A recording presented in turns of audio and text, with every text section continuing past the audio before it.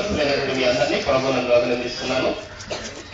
నేను ఇక్కడ క్విజ్ ప్రారంభించిన తర్వాత వెనకాల వాళ్ళు నుంచోవటం కానీ, అటు ఇటు తిరగటం కానీ, లేకపోతే ఇంకేమైనా కార్యక్రమాలు చేయటం కానీ జరగడానికి వీల్లేదు. సోదరులు కానీ సహోదరులు కానీ ఎక్కడో దగ్గర కుర్చీలు చూసుకోండి, కూర్చోండి. కుర్చీలు ఉన్నాయి, ఇక్కడ చాలా కుర్చీలు ఖాళీ ఉన్నాయి.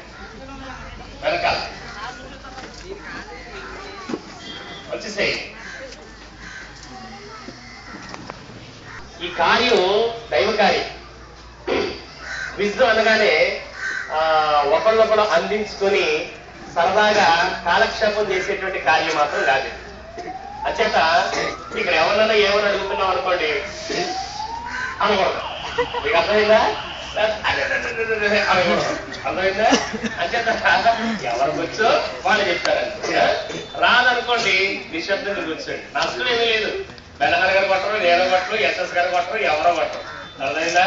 మీ స్వార్థకులు అంతకంటే కొట్టరు. మీకు ఎంత వచ్చో తెలుసుకుంటావు, దాన్ని బట్టి ఇంకా మీకు నేర్పించడానికి కృషి చేస్తాం. మీకు అర్థమవుతుందా? మీరందరూ కూడా ఒక్కొక్క స్థానిక సంఘాల నుంచి వచ్చినటువంటి యవనస్తులని చెప్పి నేను నమ్ముతూ ఉన్నాను.